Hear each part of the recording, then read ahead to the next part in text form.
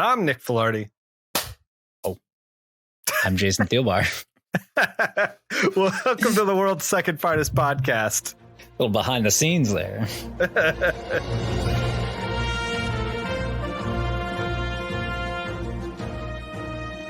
Today, we're talking Batbooks, which came out March 1996. Also, we have Amazon affiliate links for anyone who wants to pick up these books, but we encourage you to go to your local comic shop before shopping on Amazon.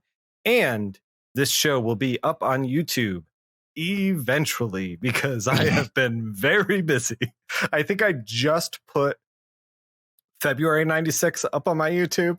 I still haven't done the to read yet for the previous to read. So look, man, I get busy. They're going to come when they come, but I won't get behind. I get busy, but I won't get behind. Yeah. Hey, man, it's all good. It's all good. We're all just here for a good time. Yeah. Yeah. I got an email from Amazon and they were like, be sure to put hashtag ad or the government will come down on us. So please put hashtag ad into your thing. So I'm going to start putting hashtag ad. I don't think we made a single sale, by the way. I don't know why Amazon's coming after me. I just love the stuff that we care about as a society, you know? Fucking A, dude. Speaking of stuff we care about, Batman 529, written by... Okay, wait. That was an excellent segue. However, I do want to say right up top that this is Batman Contagion. It is very similar to COVID. It is like a dark mirror universe to COVID. Yeah. And if you are sensitive to COVID, if you don't want to hear about a fake plague happening in a city, then this is probably not the podcast for you. That said, fair enough. Batman 529 is written by Doug Munch with art by Kelly Jones, John Beatty on inks, colors by Greg Wright, Seps by Android Images, Todd Klein on letters, edited by Denny O'Neil with Jordan B. Gorfunkel as the associate editor. This is Contagion, Part 6, Tears of Blood. The virus is still rampaging through Gotham. Robin has brought the vial of blood from the recently deceased survivor of the plague who was gunned down on the last podcast. Batman hopes it's enough to make a cure as he listens in on Bullock and a scientist talking about trying to make a cure. They say they can't make a cure from a dead man's blood because the virus in it would just break down very, very quickly. Robin's efforts might have been for naught, but we don't know yet. Azrael drops by another blood vial from another survivor. Batman mixes a cure. He wants to cure Babylon Towers. Babylon Towers is like where outbreak 0.0 is. Like he wants to get in there and start curing people, but he knows that he can't get in there because he will be vulnerable to the plague. So Batman decides he's going to get Poison Ivy, who has natural immunities, out of Arkham, give her the cure, and is like, hey, just go in there, best behavior, just make sure everybody's all good, like distribute the cure. Man. She pops up in there and she's like, okay, $5 million is the opening bid. What do you got? Yeah. That was totally like, you swallowed a fly, so you had to send in a frog, so you had to send in like a cat, so you had to send in a dog, kind of situation he's setting up for himself there. Right. Exactly. Robin, Nightwing, and Huntress try to fight the riots that are happening outside of Babylon Towers. The city of Gotham is apparently trying to burn down Babylon Towers, even though the plague is outside of Babylon Towers as well. But, we're just panicked people at this point, and they're just trying to burn down Babylon Towers. Well, I mean, also like, and to be clear, I'm not advocating any kind of violence, but like, when it's someone's fault, like, it's not always rich people's fault, but like you're a pretty good chance if you just always guess rich people, like, man, this podcast grew into just one big axe to grind against the rich, one big guillotine blade sharpening. Hey, man, I'll change my tune if I win the lottery tomorrow. Then I'll suddenly have a lot of opinions about trickle down economics and they won't be negative. OK, I have no morals. Okay, so we have Robin, Nightwing, and Huntress. They're trying to like navigate the riots and like calm them down, basically. They're getting in over their head. Eventually, Batman pops up to help them, and he just like shows up and he's like, everyone leave, and then everyone leaves. Because goddamn, do you not want to be punched by the goddamn Batman? Yeah, that was real dad energy. He was putting off right there. Absolutely. Dad voice, absolutely. Also in this issue, Robin got spit on. Next issue, The Dead Man Connection. Jason, what'd you think of Batman 529? I really dug it. It really, though, kind of drove the point home to me. Like, I know that they couldn't have done it, but I'm like, man, this whole storyline, if they could have just had Kelly Jones just draw the whole thing, I think it would have been like, just people like just because of what like the disease turns you into, like full of like boils and your body's all like, clenched up and stuff. Yeah. And Kelly Jones draws the hell out of it. He also, to your point, he handles like people monologuing with these like deep shadows, with like very serious topics. Like it reads very well. It feels tense when he draws it like that. Yeah, he gets super like noir and like dark. It's like it's almost to me it almost feels like a 70s crime movie, Yeah. Something like the darker parts of like the French Connection. They're all like in shadows and stuff like. Right, exactly. Yeah. I liked this issue, but it was a little short. And it feels like when I read this, I was like, oh no, Contagion's going to start going off the rails. That was the impression that I had. I was like, Kelly Jones art is great. He's got a new Kickstarter, by the way. Yeah, I noticed that. I got it saved. I'm gonna support that soon. Yeah. I gotta get that Kickstarter. Him and Matt Wagner. Yeah. Kelly Jones is great. This felt like the start of the end of Contagion in a way where I was like, oh no, this is gonna take a turn. I do have to say though, I do enjoy a good literal like back-to-back superhero fight team up.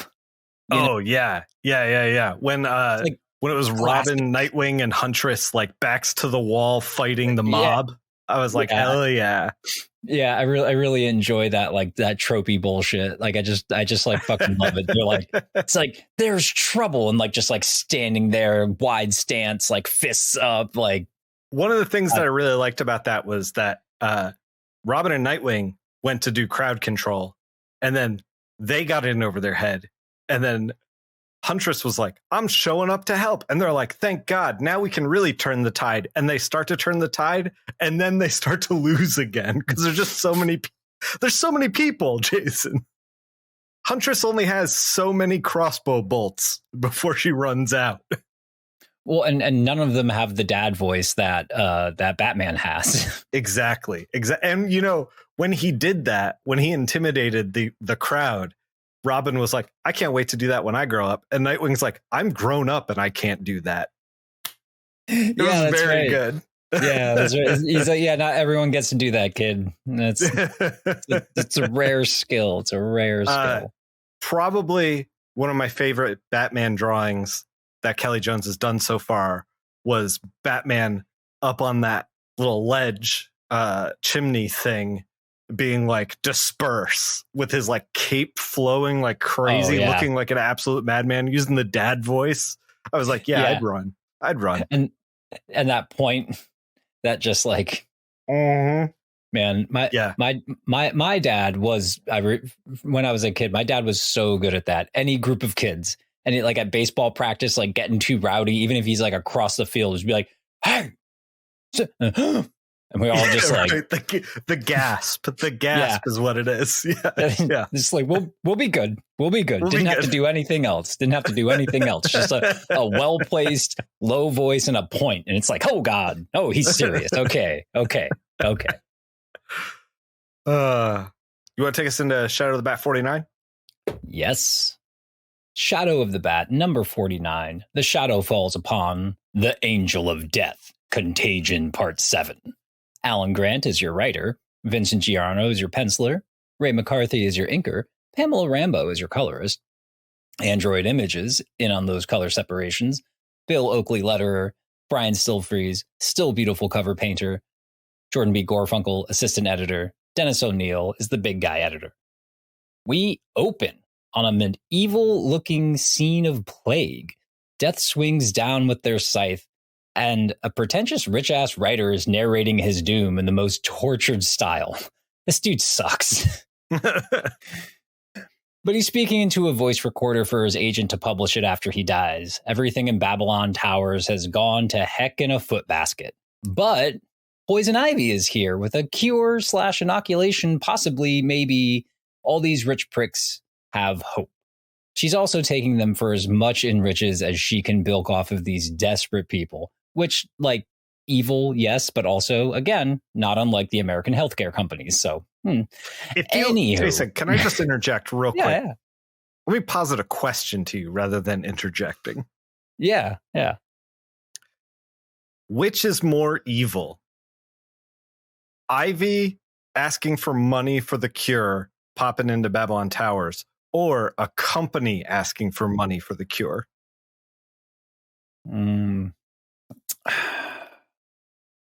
Maybe just barely edged out by what Poison Ivy is doing. Okay, you think Poison Ivy's more in the wrong than if a company did this? Well, only in this small instance because it's immediate. No. Okay. Actually, no, you know what? I'm talking myself out of it. It's the company. It's not Poison Ivy. Yeah, it's the company. Only because of this. And this is why I'm talking myself out of it. Because Batman as a regulator is far more effective than any other regulation of a pharmaceutical company. So, it's not like what you're saying is elect your local Batman for state senate. Yeah. Get him in there. Let him solve it. Mm-hmm. Because he will leave his office and like punch some pharmaceutical executives, if need be. Be like, hey, stop making insulin so expensive. Punch him in the back of the head. He'll use the dad voice. He won't even have to punch him. Yeah, exactly. Those nerds, they'll listen. Yeah. You know? So anywho, this jerk-ass writer gets sprayed in the face with maybe a vaccine. He made his way down the Ivy. He's hopeful, but, he's a rich idiot who thinks he's smart. So, and an alarm sounds, but is then shot to pieces. Some hoods and ski masks are making their getaway from a store with some loot, taking full advantage of Gotham's plague-ridden landscape and a mayor and police commissioner that's checked out. But what's this? Huntress, please care about Huntress, Nightwing, and the Batman. They're in some construction equipment to take cover from the gunfire and make quick work of these hoods because, they happened upon them and the hoods didn't want their good time being ruined. They're in like a raised bucket for like what'd you call it? Like a bulldozer, backhoe? Like a bulldozer. Yeah. And they're all hanging out in it. And I kind of love that panel because first of all, Nightwing's ponytail just like immaculate in the wind. Secondly, Batman is up in the bucket and he's upset, and Huntress is upset, but Nightwing looks like he's having the time of his life in that bucket. He is having a great time. And then Tim is driving the construction equipment. He's also smiling. He is also stoked to be there. It's like two golden retrievers along with a couple who knows they're going to get divorced in a week. Exactly. That's the vibe of the Bat family currently. Yeah. There's like, oh man, it's so cool just to be here. And then just like hatred. As Batman's like, take them. Yeah. God, I can't stand to be next to this woman for any longer than I have to. And Robin is there too. And that silly bitch lost his footing and almost fell. This is after the fight. What's up with young Master Drake? They're back at Babylon Towers trying to stop the mob from raiding the joint and killing all the rich people holed up in there. Now, guys, you don't really have to do that. It's okay. Like maybe it can be a lesson to other. You know what? All right, I'm okay. It's okay, guys. It's okay. Back inside the towers, though, that nerd ass bitch ass writer sneezes. Whoop! Looks like the cure didn't work. They're all gonna die of the clinch. That sounds terrible, but also kind of goofy, like taking a hard poop or something. You know, like oh god, I got the clinch. Like you ate like too much dairy. Jason. I was doing a little research on Batman Contagion. Two other podcasts made the same poop joke from the clench. Great minds. Great minds. I mean, I don't know what Denny O'Neil wants from us. This is what you name the virus the clench. This is what you're going to get. Yeah. But you know what though, to be a little fair to Denny O'Neil, like if I was him, my response to that would be like, all right, listen, you fucking children, there's only so many words in the English language, okay? I had to call it something. You probably would have turned it into a poop joke anyway. You turn all my stories into poop jokes. Yeah. Got to start reading some more Denny O'Neil. Start getting in on these poop jokes. We secretly find out they're just like littered with them. He's been like telegraphing them for years, waiting for people to notice. Yeah, it's like the Da Vinci Code. I'm suddenly realizing it all falls into place. Poop jokes all the way down. Fuck yeah. The rich writer guy, he's got the clinch. Didn't work.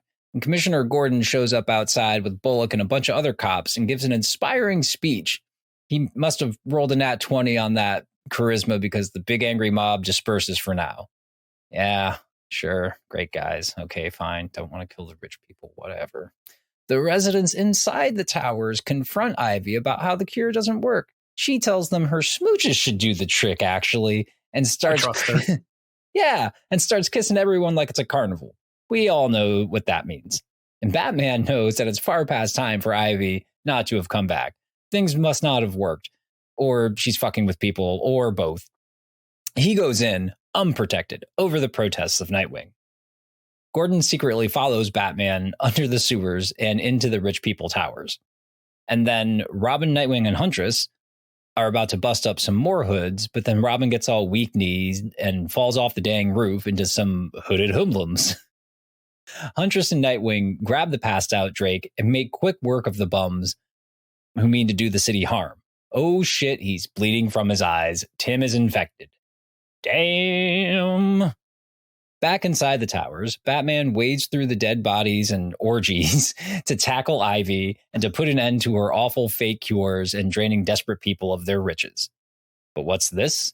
She grabs a hostage. She's got Bats backed into the corner. Then, the man that's always in Batman's corner, Jim fucking Gordon, pistol whips Ivy unconscious. Hell yeah. The carnage continues outside.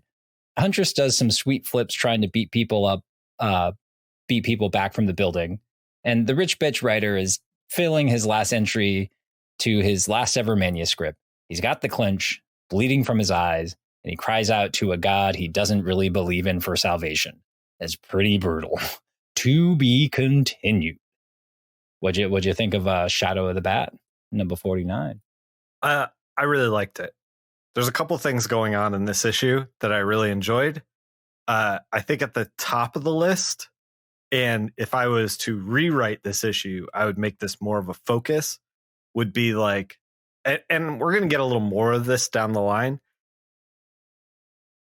but Gordon and Batman kind of come together and take down Ivy. And this is the first time that we've had Gordon and Batman really working hand in hand since like before Nightfall, because we had all the politics stuff. Gordon wasn't commissioner for a while, and then like the trust was broken and they didn't know what was going on with Batman and if it's more than one person and whatever. And Gordon felt like, oh, he doesn't even loop me in on these things. He's not who he says he is, blah, blah, blah, blah, blah. I can't put my faith in him anymore. Yeah. And then here we are with Batman and Gordon, like kind of just like shuffled together into a hot zone and like forced to work with each other. And I like that. Yeah, I did too. I know I've talked about my love of Jim Gordon before. It's probably the only cop character I really like, but I just love like, it's just two-fisted, like, because like they're I think in that scene where they sort of like reconcile, Batman's like, but you've had my back, and he's just like, what did you've had my, of course I do. He's like, after all you've done, he's like, what the fuck, like, fuck is wrong with you, man? Like, I just love that, like, aggressive, like, you fucking idiot, I'm here for you kind of. Yeah, right. It's the only way men can communicate with each other. Let's just be completely honest. Yeah. Like there's an old joke. I forgot what comedian did it, but it was actually in my memory. It was from an episode of Dr. Katz. Yeah. Oh yeah. Classic show. And the comedian was like, yeah, it's like when guys hug each other, they always have to pat each other on the back because they have to make it a manly thing. It's like, yeah, I'm hugging you, but I'm still hitting you. It's gotta try to be tough. I haven't thought about that bit in a while, but it definitely immediately recalled in my mind. The other thing that I really liked about this issue was Jim Gordon at the end of his rope confronting the angry mob. Like, one guy literally has a torch. It's a literal angry mob, and he's like, "This is your only warning. Drop the weapons and return to your homes, or we open fire." And it's like, oh my God, like all of those police officers and Jim Gordon should be fired. Like, they should all be let go for that. Yeah. But because we are in an extreme situation and it's Gotham and it's a comic book, it's like, dude, it's fine. It's fine. Yeah, exactly. And he also uses extreme dad voice. He's like, I understand your anger. You have every right to it. But do you think murder will do any good? You're human beings, not crazed beasts. And like he made the whole mob sad. There's a panel of like a crowd of people being like, he's right. Man, weapons. He was maybe too old for it at that point that Batman Begins came out. But like, man, Sam Elliott would have made such a good Jim Gordon. Oh yeah, that mustache, that fucking voice. Yeah, well, right. I don't know, Batman. I appreciate your best Sam Elliott ripped right here on the pod. I can't get that low, man. Like, come on, you can't expect me to. Everyone knows what I mean. It's like when you repeat a Mitch Hedberg joke, you can never get the timing right, but people get, people get it. Yeah. Speaking of stuff people get, Detective Comics 696. That one wasn't as good as the other one. I'm sorry. You know what I'm gonna get? I'm gonna get the clinch. No, I'm not gonna get the clinch. It sounds awful. It's not the clinch. It's the clench. It's E-N, isn't it? Mm. Oh, the clench? The clench. Oh, yeah, probably. Clench. Okay. You got to clinch that clench. You got to clinch that clench, man. That felt weird coming out of my mouth. Anyway. Written by Chuck Dixon, pencils by Graham Nolan, inks by Scott Hanna, colors by Gloria Vasquez, seps by Android Images, letters by John Costanza, edits by Scott Peterson with associate edits by Darren Vincenzo. This is Detective Comics 696, like I said, Babylon Falls, and Contagion 8. Robin is rushed to the cave where Alfred gives him medical attention. He's got that clench. Huntress watches Babylon Towers get lit on fire by the rioting, unable to do anything. Batman and Gordon wrap up Poison Ivy because her skin is toxic, I guess. So we have to like put her in a bag. And then Batman's like, she can breathe through this. Okay, buddy. I just love the like. When I saw that, I was just like kind of picturing the note that Chuck Dixon was like, writing to his penciler, being like, I put her in a bag so you don't have to keep on drawing so many figures. just Batman throws her over the shoulder and it's like, just draw the butt. It's fine. That's all you need to draw. It's okay. We're done with her for this storyline anyway. Batman and Gordon wrap up Poison Ivy and try to get to higher ground within Babylon Towers to escape the flames on the first floor. The National Guard have cut off the bridges and tunnels in and out of Gotham. They will do this again when we roll into No Man's Land. Yeah. Yeah, it seems like a precursor to. I've been thinking about that the whole time since we started this story. A lot of this feels very No Man's Landy. Yeah. Batman and Gordon in Babylon Towers bro out and bond up. Gordon throws a very expensive chair out the window in order to shatter it. Batman carries Gordon and Ivy as he grapples safely to the ground. Catwoman calls Oracle. They locate the last remaining clenched survivor, still looking for a cure. Gordon regroups with Montoya and Bullock. They're the only ones left at all the cops that were there. They're the only ones left, and they watched Babylon Towers burn. Mayor Kroll gets the clench. Refrigerator trucks start being brought in to store corpses. Batman and Nightwing bust through the military blockade in the Batmobile. Robin's health continues to decline. Jason, what'd you think of Detective Comics 696? I dug it. I gave it like a lot of leash because it's very clearly just like an explainer issue in this like larger story. Like they needed some place to get caught up on a bunch of threads because I think there's like one or two more issues left, I think, of the storyline of Contagion. There is 9 through 11 plus the unlabeled Batman Chronicles 4. Did you? I meant to ask you this when we started. Did you read Batman Chronicles 4, Catwoman 32, Azrael 16, and Robin 28? I'm pretty sure I read everything except Chronicles. I totally forgot about Chronicles. I'm pretty sure I read Robin and Catwoman and Azrael. I wasn't going to break down Chronicles because it was very extra. It was like a side story. It had the Contagion logo but no number on it. So it's not really necessary. Yeah. It was like here's what happened, like either like during or before or whatever that contributed to this whole storyline. Yeah. We can get into those books unless you have thoughts on Detective 696. Yeah, I was gonna say, like, other than that, like I didn't really like it. You know, it was good. I enjoyed the overly dramatic like Tim Drake joking as he's dying and Alfred turning away in the single tear. Coming very down dramatic. Alfred's cheek. I'm like, oh fuck, that's so like 50s like romance comics. Like, when will he call? I felt really conflicted about the Robin stuff because they're trying to treat it really seriously and they're trying to up the stakes on us, you know, like Robin might die and these characters are like upset about it, but it's communicated in a way that feels like you said, it feels like antiquated and almost silly. You know what I mean? Like it doesn't feel real. Yeah. The stakes aren't as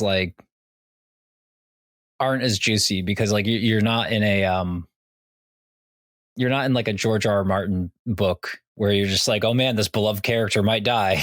5 other of them just died 2 pages ago, so like this might really happen. But like, yeah, you're like, it's fucking Tim Drake. It's not like, I mean, I would buy it. I'm ready to buy into, like, I know that Tim Drake survives, but like, yeah, because he's around today. But like, I'm ready to buy into fearing for Tim's life if the other characters act in such a way where they are in fear of Tim's life. And when it's like just Alfred's single tear is like Nightwing's just breaking the teeth of some rioters. Like I just can't bring myself to care that much, you know? Yeah, that's a much better way to think about it. Like maybe they should have had like, I don't know, like Nightwing doesn't like lose the fight, but maybe he gets beat up a bit because he's like distracted because he's thinking about worried like about Tim. Tim might like Tim's like fucking that. Tim's dying. So like this guy got the drop on me and I took a fucking lead pipe. To like give Tim Drake's like deathbed like a little bit of a ripple effect. And I feel like I buy it a little bit more kind of thing. Yeah, that's I think that's a fairer way to look at it because like, yeah, you're not going to kill off a main character in a mainstream book. That's silly. Jason, they killed off Montoya's boyfriend. Yeah. They did that. Mayor Kroll, outgoing Mayor Kroll has the virus. We don't know what's going to happen. He's a beloved character, Jason. He's so beloved, Mayor Kroll. I have Arctic Blast Mayor Kroll action figure behind me. Yeah, he's a very, he was like everyone's like favorite ancillary character in the animated series too. Mayor Kroll, right. Always chopping it up. Jason, you remember his catchphrase, right? Who could forget it? Who could forget it? I think it was. Lay it on me right now. I think it was crawling. What? Crawling, what? That's exactly it, Jason. That's exactly it. We all remember it. Yeah. Should we get into the C tier squad of the Batbooks now? Yes. Yeah. Let's get this like lovable breakfast club of losers over in here and see what they got going on. So Batman Chronicles 4, Catwoman 32, Azrael 16, and Robin 28 are Contagion 9 through 11. Hang on to your butts, C-tier Batman fans, because we're going to move quick. Batman Chronicles literally doesn't matter. 3 stories that you don't need for the plot and barely add any character. However, Jason. Yeah. Huntress is the only smart one here. She is the only one who wears a mask through this entire ordeal. She puts a mask on in Batman Chronicles. She immediately takes it off for all the other issues. The person who drew Batman Chronicles 4, I don't have them on hand because we don't usually cover this book, but actually did a little bit of good costume work with Huntress, like gave her a mask. It was actually pretty good. Since you didn't read it, I'm going to try to remember all 3 stories real quick. All right. Okay. All right. Because I haven't written any of these down. So I like this bit. The first story was a Garth Ennis story, featured Hitman in Gotham. This guy who got out of a lab and is riddled with every disease, and he was bioengineered in order to be like dropped into a town and then infect them. Like he was made to be like germ warfare, but like with enough ambiguity for the government to be like, we didn't do that. Like, so Hitman is tasked with killing this guy, right? And then Batman gets in the way and he's like, I already have a plague on my hands. Like, what's going on here? And Hitman's like, look, Batman, you need to walk away and let me kill this guy. Otherwise, we're going to have like a hat on a hat as far as a plague goes. And Batman's like, I can't let you do that. And then Hitman finds a way to get away and murder the guy. I can't remember how. Oh man. I remember. There's a guy on a roof, right? And they enter a Gotham standoff. So it's like one guy has a gun on Hitman. Hitman has a gun on him. And then Hitman also has a gun on Batman because he sees Batman coming because he has X-ray vision. Yeah. And so Batman comes around the corner and then Hitman convinces the guy that like, he's like, look, the only way you're getting out of this is if you shoot Batman. Because if you shoot me, Batman's going to get you. But like, if you put your gun on Batman, I'll walk away. And so the guy does that. He puts the gun in Batman's mouth on the rooftop. And there's panel after panel of Batman with a gun in his mouth. It sounds like a Garth Ennis story. As Hitman just fucks off. He's just like, well, see you later. Oh, this sounds like a great classic Garth Ennis story. It's making me. I got to pick up Hitman. I gotta get through. I know. It made me want to read Hitman. It did not make me want to read Contagion. Well, I read it a bit. I read Hitman a little bit back in the day, like a few issues here and there, because I love Garth. I love Garth Ennis's stuff, and I think Ed McRae was the artist on Hitman for like a long time. John too. McRae, right? John McRae. I think it was John. Yeah. But yeah, that fucking with the so the second story was Huntress decides that you remember the pilot who was the first one to be sick that wasn't one of the millionaires in Babylon Towers, and how his family died except for the kid who was like has the clench but is still alive. Do you remember that at all? Yeah. Well, I don't remember that the kid survived, but I remember So there's a panel because it's etched in my mind because it's a Tommy Lee Edwards drawing. It's just like the kid being the only one who's still conscious as all the other parents are on the floor, and she like opens the doors and she needs help or whatever. Huntress decides she's going to track the kid down and help them. Batman's like, that's stupid. We don't have a cure. And then she finds the kid and she's like, this was stupid. I don't have a cure. Like, and then there was a third story and that one's gone. Anyway, let's get into Catwoman 32. Let's get into the stuff you wrote down. I enjoyed you. It was really funny though, seeing it on your face as you were telling the Hitman story. You know, you were telling some of it and you're like, and then Hitman does this, and then I could just see like everything on the rooftop come back into your head, and then you were like, and he has a gun in Batman's mouth. Because it was just panel after panel. And like, Jason, the best part about that too was that like Hitman is like explaining to this other mook that like, you know, oh, you got to put your gun on Batman. And Batman's thinking to himself, that isn't going to work. And then the guy puts his gun in Batman's mouth. Garth Ennis has such a great, like, he has such a great talent for very entertaining, over the top violence. You know, it's like what makes like John Wick so fun, because like, yeah, it's like super violent, but it's like a dance, you know. And his stuff is just like, especially because they let this mad Irishman write superhero books. Yeah. He's like, oh, guess what? This gun is going straight into Batman's mouth. I don't remember ever seeing that in any Batman book. You know what I mean? Yeah. No, it was jarring. But and this is just supposed to be a like, you know, oh, it's in Batman Chronicles, and here's this new character that we want to promote, so we're gonna put him next to our most popular character in this like story, so like other people will know who Hitman is. And and Batman, yeah, but I'm Garth Ennis, so he's gonna have a gun in its mouth for quite a bit. Yeah. Like right into the teeth, right in there. So anyway, Catwoman puts Tracker in a trunk in the parking garage after knocking him out with some gas. You remember Tracker, right? The guy that tracks. That's his thing. He tracks, and then he shows up, and then he gets his ass kicked. That's his thing. I'm Tracker. I'm here to do two things: chew bubble gum and get my ass kicked. Exactly. Ball, a lot of bubble gum.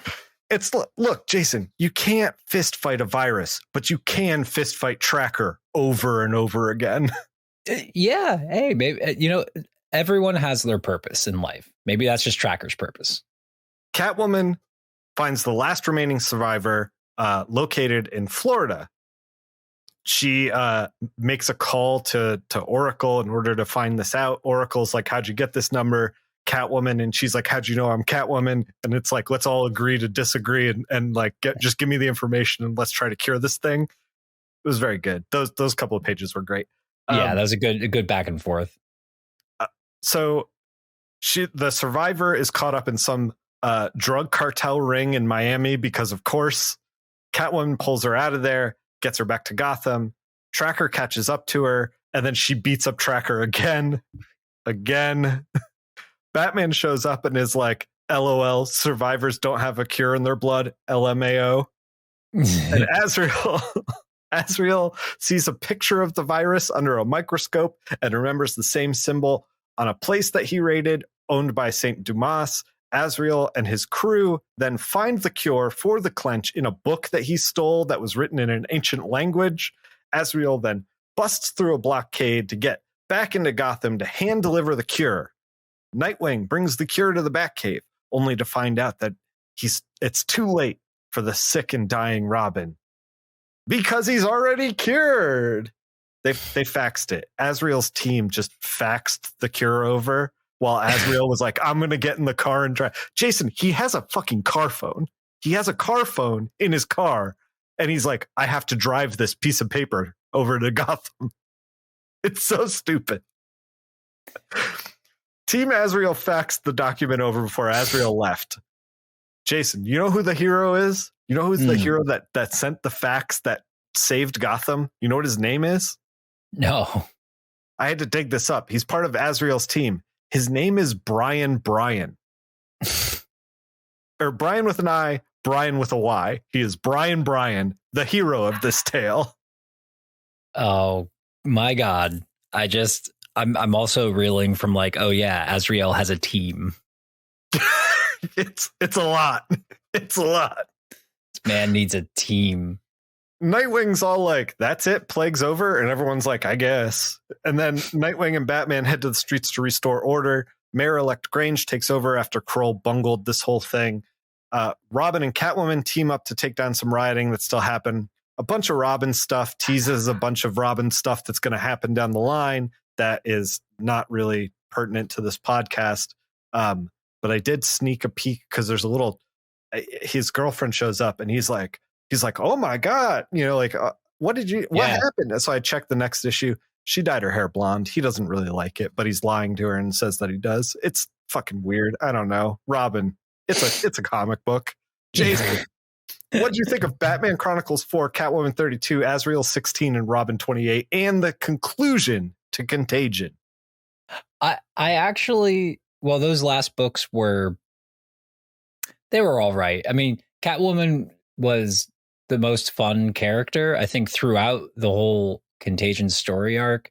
I really didn't expect to like Contagion as much when I saw it coming up and you texted me like, oh, here are all the books. Like, there's going to be some extra books for this. And I was like, okay. And I was just like, I just always get this like, event story comic book, It just kind of raises the hairs on the back of my neck. Like, oh, well, it might be good. I'm like, it might be good. But it was pretty good. It was all right. I felt like they kind of dropped the ball a little bit at the end because it was like, oh, we got to find these survivors. And then it was like, oh, the survivors don't matter. We're all doomed. And then Azrael's just like, hey, I found it in this book. Yeah. And that's it. Yeah. Yeah. I mean, I kind of like after they were like, oh, well, a survivor's blood might not even work unless they're right here, like it starts to like degrade, right? I'm like, oh, because they very like, they like took the camera and like pointed us to a bunch of like logos of Saint Dumas, like right at the beginning of the story. And I'm like, oh, it's going to be, they have the cure. It's going to be from them somehow. That's the whole reason why Azrael is here, Yeah. But, I think that Contagion in general was kind of built. It's weird because it was built to kind of juice up Azrael as like part of the Bat team. Cause we kind of take it for granted that like, when I think of the Bat family, I think, Batgirl, Batwoman, Catwoman, Robin, and Batman and Azrael. And like, like I can picture all these characters together. Yeah. And at this time, that idea of the Bat family was kind of still in its infancy. And, Batman makes a point at one point, I can't remember if it's Huntress or Catwoman who's like, hey, yeah, I bumped into your friend Azrael. And Batman very quickly is like, he's not my friend. I was like, he's still like very much on the outs, but is part of this team, like is woven into this Bat family. It's like they're like Batman and Azrael, or at least in this current relationship, are like Adam Savage and Jamie Hyneman of Mythbusters. It's right. They do the work well together, but they've never had dinner alone. Like they don't just go, they'll save the world from a plague. It's like, the man's not my friend. Hey, listen, John Paul, not my friend. He's a colleague. Okay. He's a colleague, not a friend. He's a colleague. I'm not going to hang out with the dude. It's just, but like, so like if the whole thing is like, cause it started with Azrael, like just basically calling into the Batcave and being like, look, man, we're going to have a plague on your hands. And then him being like, I can help you. And then Batman sending him after Robin to like help round up the blood of survivors.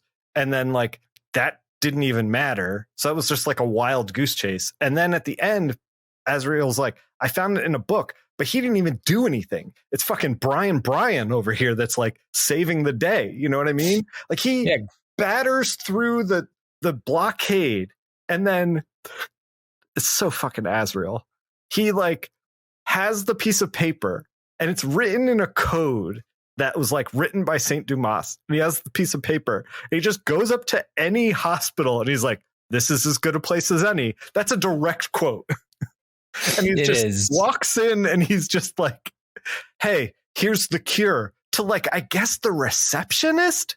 I'm like, Azrael, the world does not work this way. For God's sakes. I'm gonna take the helmet off every once in a while.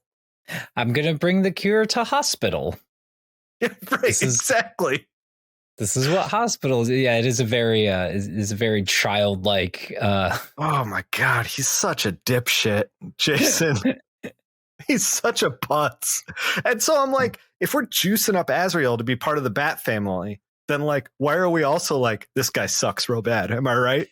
Yeah. They don't give him a chance, you know? No. I think maybe it's also like at this time, and as we talk about, like, you can sort of see like in some of the mainstream books, the main books that we're reading, you can kind of see the beginnings of like what like those books begin to turn into, like start to turn into in like the next like 10 years or so, you know, because like all of this stuff is like a slow process, but I think that like writers at this time like maybe didn't like, it seems like if they were kind of bored with a character, they didn't want to try to inject any kind of personality into him, you know? And I think like Huntress also suffers from this, you know what I mean? But it's also why like Catwoman always comes off as really charming despite whoever's writing her, because like whoever's writing her is like, well, yeah, this is what she's like. She's all like, you know, quips and, you know, smooth, cat-like and flirty and smooth and yeah. But it's like, how do you describe Azrael? He's a putz. How do you describe Nightwing? He's there. You know, like yeah, exactly. And like, and so like, I think that that's why sometimes some of those other side characters at this point like don't really like, with the exception of someone like Catwoman, you know, like don't really feel as like, you know, you're just like, oh, I don't know. Well, and like you said, the whole concept of like the Bat family, you know, like I think that you know, because you can play with like the different characters and personality traits, but for that to work and to like be interesting, you know, you have to know the characters, you know, and like you can't just be bored with like, you know, because half of the lineup. Yeah. I'm like, oh, I'll go send him off and send him off to help the boy, you know? Yeah, right. And it's like, all right, sure, man. Like, you really want me to like this guy? Like, yeah. Okay. Full disclosure. This is going to get dark, but there were a lot of parallels to COVID-19. And oh God, yeah. This was written a year after the Outbreak movie, and 2 years after the book that it was based on came out or inspired by. So they were definitely like, this was in the collective subconscious kind of thing. Like, I don't know if all of these writers, not to throw shade, but like, I don't know if all these writers would have came up with like, they're bringing in refrigeration trucks for the corpses, you know, like that kind of stuff, which is like dark as fuck, but like is definitely something that happened. Yeah. In 2020. Yeah. Oh, totally. Well, and the whole like rich people being just trying to take like every advantage that they can, right? You know, right. Like still just all of that. They got a lot of stuff right, I would say, except for the only thing that I feel like they didn't quite nail was like the public's reaction. Like they were like, oh, everybody's rioting. And it was like kind of like that, but far more nuanced in 2020. I don't know if the comic book for the Batman comic book that we're talking about has the bandwidth for something like that in a handful of issues, like 11 issues or whatever. But I thought it was interesting to read in 2023 with like our fresh perspective on the plague that we just went through.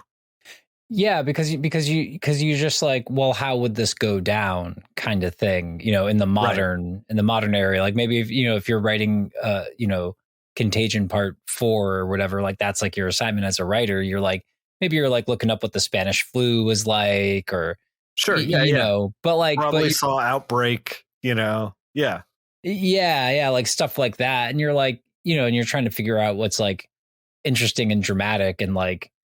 Well, honestly, the way like you sort of stop a plague from spreading is like you do what we didn't do, but should have done, which is you just stay home. Yeah, you just quarantine. That's it. Yeah, which is like not very entertaining for a superhero book. Could you imagine if Batman was just like, oh, I know how to. He gets the call from Azrael, and then he's like, oh, I can solve this. And he hits a button on the back computer and locks everybody inside. In Gotham, he locks every single door in Gotham. He's got a bat lock. Wayne Manufacturing is the only people that make smart locks, and he just locks everybody in. That's kind of terrifying, but also it's a little terrifying. But also, it's a very that's where Alan Moore would have gone with that story. Yeah, Yeah. He would have been like, no, this is exactly what this motherfucker would do. Yeah. That'd be a sort of interesting story, I think. Yeah, I'd read that. We need Contagion Part 2. Maybe juice up Azrael a little bit better too. Oh my God! You know what would be perfect in that? I think. What's that? Right, Contagion Part 2. Batman, locks as many people in Gotham with Wayne Tech locks as he can, but Azrael at this point, because he's already had like his issues. Is just gone like complete like conspiracy theory, but like no one will believe him that Bruce Wayne's the one doing all of this, and they're like, you're just thinking a billionaire controls the, you can have like the Bill Gates parallel, sure, like you just think it's a billionaire trying to put chips into us. He's like, no, it is. Azrael would be the one that goes full QAnon, by the way, 100%. Oh, totally. He's on that computer too much, Yeah. He doesn't understand how the world works. He's primed for conspiracy theories. Yeah. He's part of a Saint Dumas conspiracy theory. He's like, if conspiracy theories aren't real, then how am I around? Yeah. I was literally born into it. It's so stupid. Oh man, Jason, we need to get out of Contagion. We need to get out of Contagion, get into Batman and Robin Adventures. Batman and Robin Adventures, issue 6. It's Round Robin. Ty Templeton is your writer. Rick Burkick is your artist. Linda Medley is your colorist. Richard Starkings and Comic Craft are doing the lettering. Darren Vincenzo is the associate editor. And Scott Peterson is your big boy editor. So, this Mickey Rourke-looking motherfucker is holding up a convenience store. This big lantern-jawed crumb bum is menacing the poor clerk with a gun. It's a bad guy. But it looks like a good guy is coming in to save the day. The boy wonder swings in, literally, and kicks this robber right in the back. The cash goes flying everywhere.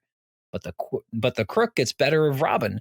Now he's knocked the heck out next to a tabloid with the headline, Batman fires Robin? Wait a minute.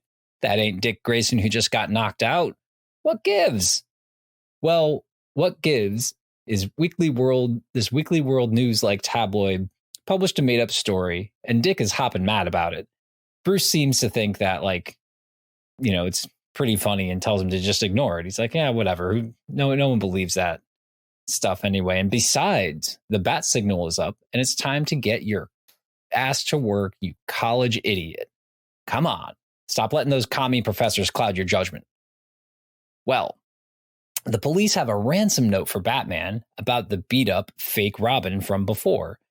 The commish bought the silly rumors. He thought it might be the real Robin. He's like, that's shit. I should let Batman know. Robin's kidnapped. You know, should probably let Batman turn on the low jack. yeah. And Robin kind of gives him this sneering. He's like, "Wait, you thought that was me?" And he's like, "Well, you wear a mask, man. Like, what am I supposed to think?" Right. You know. So the police have a ransom note for Batman about the beat up fake Robin. And Bats is supposed to meet the Mickey Rourke looking fella alone with 50 grand. Well, they load up the 50 grand with some bat trackers and they're on their way. And just as they're about to head out, a bright explosion of light blinds them all on the rooftop. What is this? Crossover? Is that Jubilee there? No, it's young lady Robin with a nice little call from Dark Knight Returns. It's Carrie. Yeah.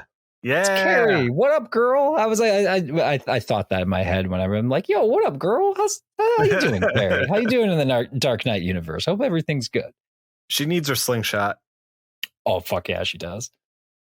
Well, Batman and Robin, though, after she makes this grand entrance, make their silent exit while Bullock and Gordon corral the young lady aspiring Robin. Holy cats. As they make their way, you can see throughout the city, it is just rife with Robins looking to get this job that they think is open. And they have no idea the level of PTSD they're signing up for. Like, whoa, I don't know if you knew, you wouldn't want this job. Jason, let me ask you. Yeah. If you were a young man, say 16, and you had the opportunity to become Robin, would you become Robin? No. Yeah, no. Neither would I. It seems like a lot of work, first of all. And it seems like constant trauma, second of all. Yeah. And I don't know if I can be that consistently violent, you know? Yeah. I'm too lazy. I'm too lazy for that. Yeah. Much too lazy for it. Well, while jumping from rooftop to rooftop, they're being chased by the mob of wannabes. And one of these idiots thinks that it's a good idea to get their attention by firing a flare into the crowded city sky.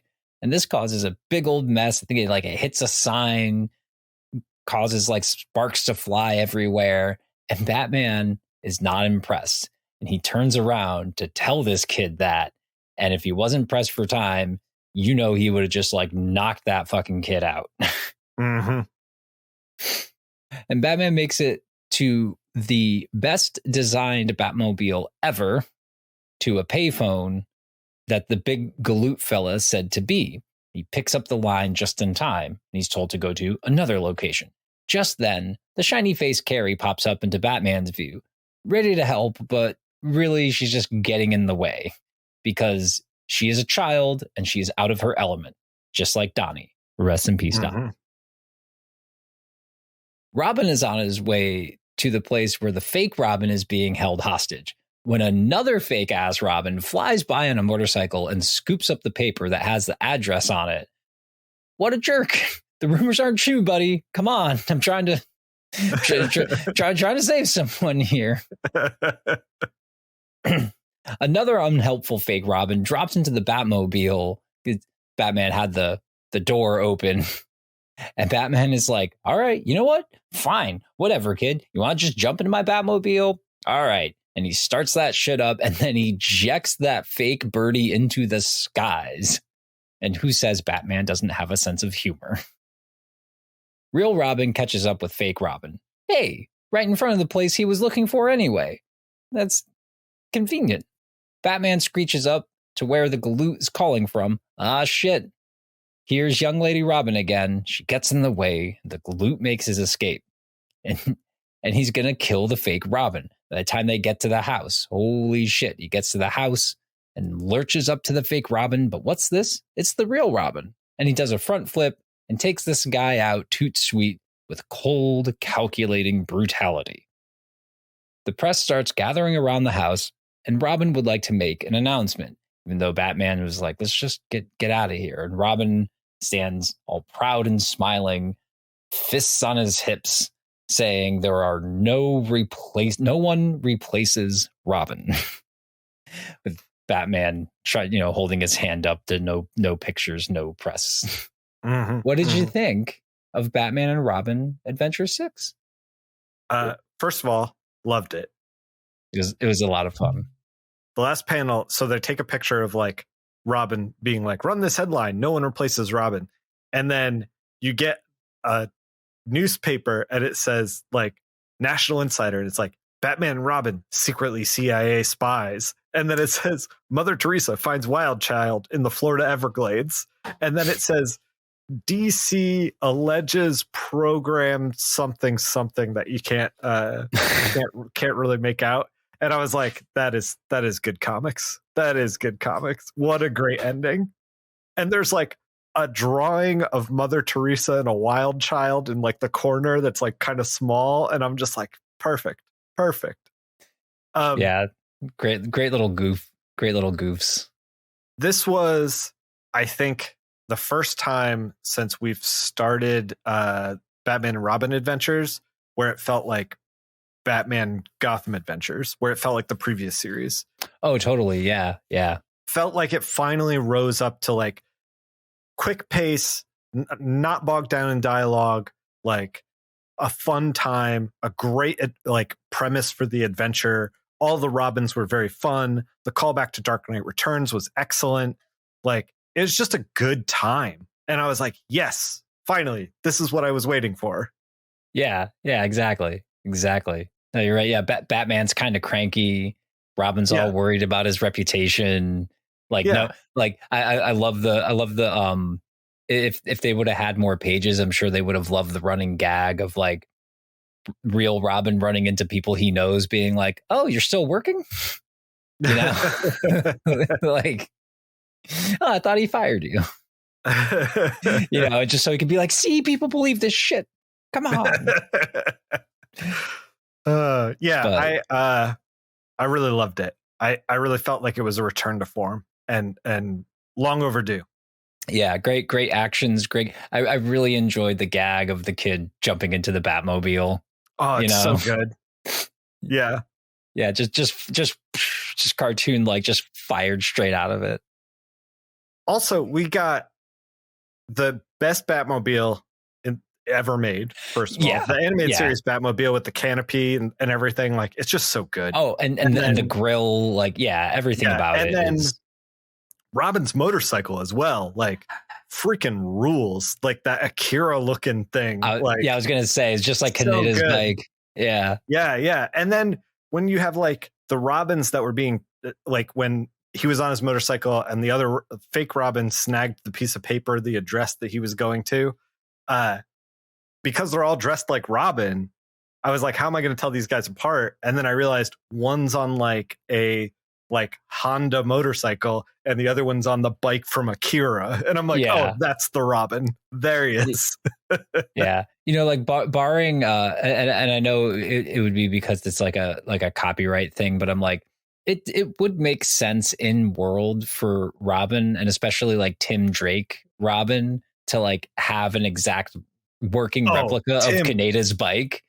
Tim, for sure. Tim is a big nerd. Yeah, because people would be like, is that Kaneda? And he'd be like, fuck yeah, it's Kaneda's bike from Akira. He'd probably even put like a pill on his cape, you know? Yeah. Oh, man. I love it. It. I mean, shit, I would too. I'd do the same thing too, you know? You want the stinger for the next issue? Yes, I do. Next issue. When Scarface finds out the ventriloquist has been cheating on him, someone's going to have to pay big time. Batman and Robin Adventure 7, His Master's Voice by Ty, Rick, Linda, and Tim. See you then. Scott Peterson. Oh, wow. Nice. I love a ventriloquist story. I know. You're a sucker for a ventriloquist story. So I am. Yeah. So, Jason, best book of the month? What do you think? We read a lot of them. Yeah. I'm probably going to have to go with Batman and Robin. You know? Batman and Robin Adventures? Yeah, it was just great, like goofy fun. I mean, you know, I know, Kelly Jones is always easy to lean on for like your favorite because he's Kelly Jones. Sure. So you can just say like, you know, whatever book he was drawing. But I think like, wow, Contagion slightly exceeded my expectations, my really, really low expectations, though, I should say. Sure. It was still like Batman and Robin Adventures, like you said. It's like, oh, all right, they found the beat again. They found the they found that rhythm, of like how to do this, and it was just like it was one of those books that was like single issues, especially in a style like this, and we talked about before, can be like a really quick read, but it didn't feel like it. I didn't feel like rushed. I didn't feel. Yeah, they nailed the pacing on that issue. Yeah. So like, Batman and Robin gonna have to be. What's your vote going to?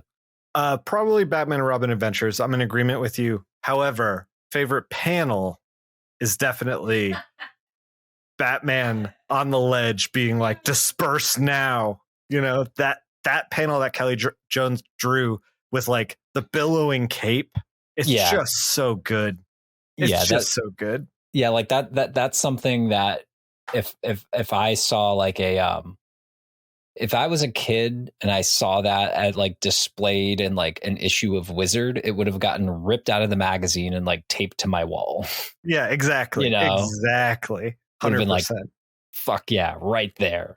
There. But yeah, other than that panel, probably my favorite is Batman and Robin Adventures issue 6. Shit, maybe next week I'll try to find a favorite panel too. That might be fun. That might be fun. Tune in next week. Yeah. I'm getting no clean audio over here, by the way.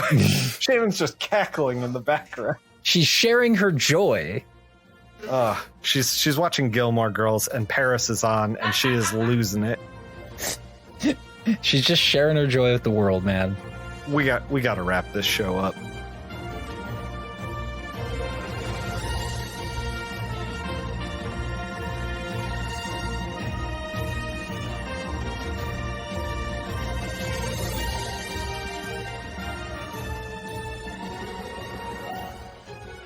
Jason.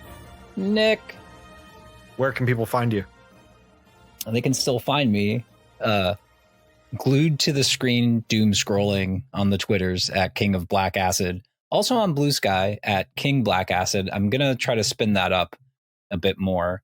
I want to try to see if we can get a show page on Blue Sky just to have something I tried to get a second account on there, and because I had this idea for maybe I shouldn't talk about this, but it's not going to make money. It's a dumb social media thing. I was like, every time my wife pauses the show we're watching, I'm going to take a quick picture of it and post it on an account that says my wife paused it. And it's whatever it is that we're watching.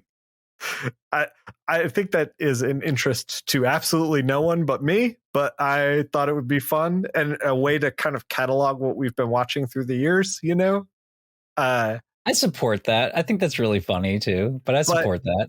I wanted to do that on Blue Sky, but you have to have like a separate email address in order to like get a second account kind of thing. They're still trying to keep it limited to multiple. Yeah. I'm on Blue Sky, by the way. You can find me at linktree.com/Nickfil. We can find all of my links to every relevant place. I've been posting on Blue Sky and Twitter. I've been trying to do Pouchtober, which is also partly why things have been coming out late. Like the YouTube stuff's been coming out late, and I haven't really been doing a whole lot of games with buds or streaming at all because I've just been doing Pouchtober and trying to do the prompt. I'm 3 prompts behind, 4 for today because I'm not drawing currently. But still, it's a pretty good clip, man.